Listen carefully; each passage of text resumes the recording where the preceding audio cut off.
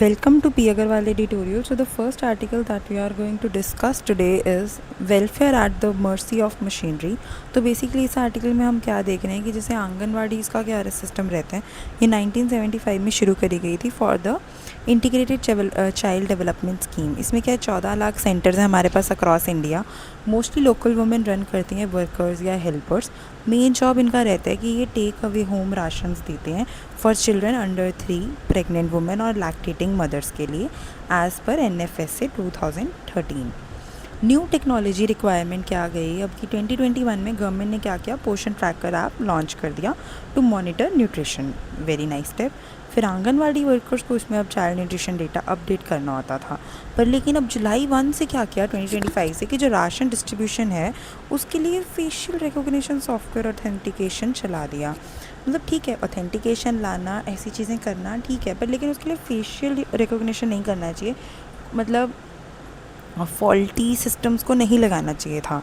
Women must complete eKYC, आधार plus biometric plus OTP. जो take home ration है won't be given without facial recognition software face match. तो इसमें क्या, पहली एक तो जो वुमेन बेचारी आ रही हैं टेक होम राशन लेने के, इसका मतलब वो इतना अच्छी फैमिली से नहीं है, तो उनके लिए काफ़ी मुश्किल है कि अपना eKYC वगैरह भी कराना, आधार बायोमेट्रिक, ये सब उनके लिए चीज़ें नहीं है. फिर उनको सारे सिस्टम्स अपडेट कराना, तो ये उनके लिए काफ़ी ऑलरेडी टाइम टेकिंग काम है. टेक होम राशंस के लिए उन्हें इतना ज़्यादा और झंझट करना पड़ेगा. गवर्नमेंट्स एम, तो उनका एम ये है कि फ़ेक बेनिफिशरीज़ को हम प्रिवेंट कर दें. जो राशंस हैं वो आंगनवाड़ी वर्कर्स कहीं बेच ही ना दें, खरीद ले अपने आप ही ले लें बस, और किसी को दें ही ना. पर एक और चीज़ है कि इससे जो है लोगों को हम पहले ही गिल्टी मान रहे हैं, हम उन पर ट्रस्ट नहीं कर रहे हैं, और हम इस प्रिंसिपल के अगेंस्ट जा रहे हैं कि innocent until proven guilty. Problems क्या फेस हुई इसमें, टेक्निकल इश्यूज़ क्या आ रहे हैं कि जो OTP है वो कई बार रिसीव नहीं होता प्रॉपरली क्योंकि फ़ोन नंबर चेंज हो चुके हैं. फिर एरर्स है फेस मैचिंग में, रिपीटेड अटैम्प्ट्स के बाद भी. फिर डिलेज़ और फ्रस्ट्रेशन इससे और ज़्यादा हो गई हैं. जो वीक फ़ोन है या पुअर नेटवर्क्स हैं उससे ऐप क्रैशेस और हैंगिंग बहुत ज़्यादा हो रहे हैं. प्रॉब्लम्स और क्या आ रही हैं, ग्राउंड रियलिटी अगर देखें, जो आंगनवाड़ी वर्कर्स हैं उनको ऑलरेडी वो वुमेन और चिल्ड्रन को पर्सनली जानती हैं, पर लेकिन वो ऐप को ओवरराइड करके जेन्युइन वुमेन को भी उन्हें खाना डिनाई करना पड़ जाता है. आंगनवाड़ीज़ फेस कर रही है anger from beneficiaries when technology fails. Ignored core problems in take home rations. तो रियल इश्यूज़ कहाँ पे हैं कि पुअर क्वालिटी है राशंस का, उसको सही करो. इरेगुलर सप्लाई है, बजट बहुत कम है, 2018 के बाद चेंज ही नहीं किया गया. 8 रुपये पर चाइल्ड एक दिन का. Corruption in contracts. Despite supreme court orders, जो सप्लाई है still controlled by big companies instead of local self help groups. तो fake beneficiaries is not the main issue, पर जो मेन इशू है वो है कि वो टारगेट क्या किन लोगों को कर रहा है. कि फेस रिकॉग्निशन सिस्टम जो है वो उन चीज़ों को टारगेट कर रहे हैं फेक बेनिफिशरीज़ को. वो रियल इश्यूज़ है ही नहीं. रियल इश्यूज़ है कि हम खाने की क्वालिटी बढ़ाएं, सप्लाई रेगुलर करें, बजट थोड़ा उसमें बढ़ाएं, ना कि उस टेक में लगा रहे हैं.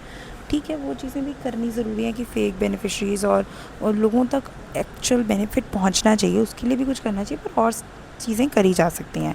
लार्जर कंसर्न्स कहाँ आ रहे हैं कि जो फेस रिकॉग्निशन सिस्टम है नॉर्मली वो क्रिमिनल इन्वेस्टिगेशंस में यूज़ होते हैं.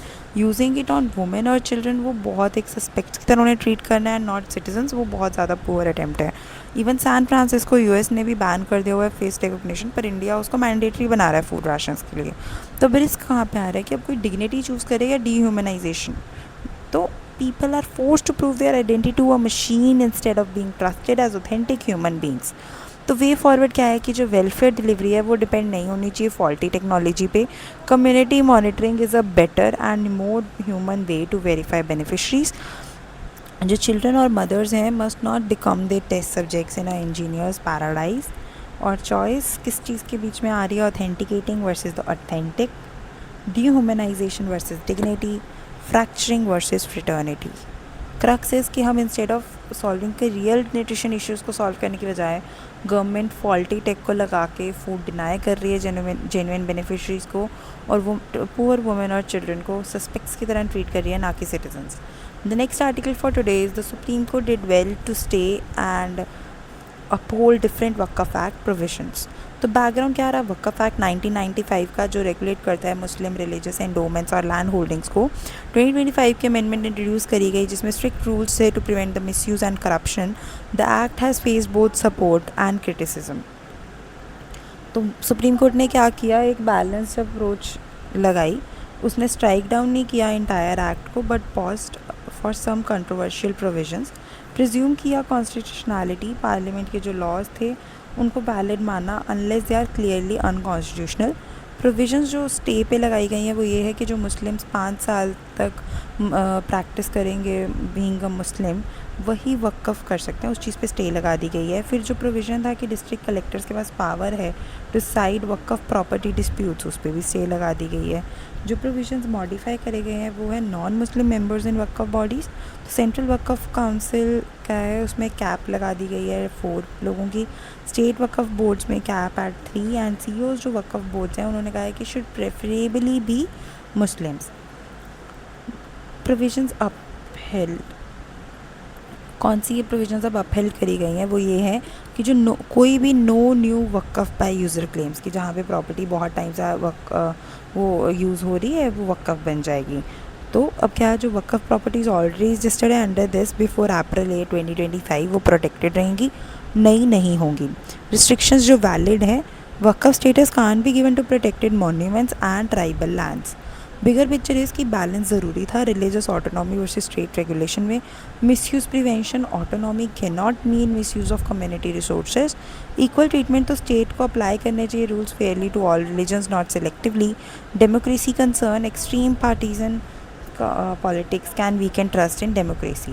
Way forward is government should negotiate with opposition for broader acceptance of such laws. Communities should be taken into confidence when laws directly affect them, and complete consensus may be impossible but efforts must be made for inclusivity. तो crux क्या है कि court ने एक middle path निकाला, unfair provisions को block किया, valid reforms लाए, दोनों रिमाइंड करा both government and communities to work together through dialogue and consensus and not through the conflict. So that's all for the articles today. Thank you.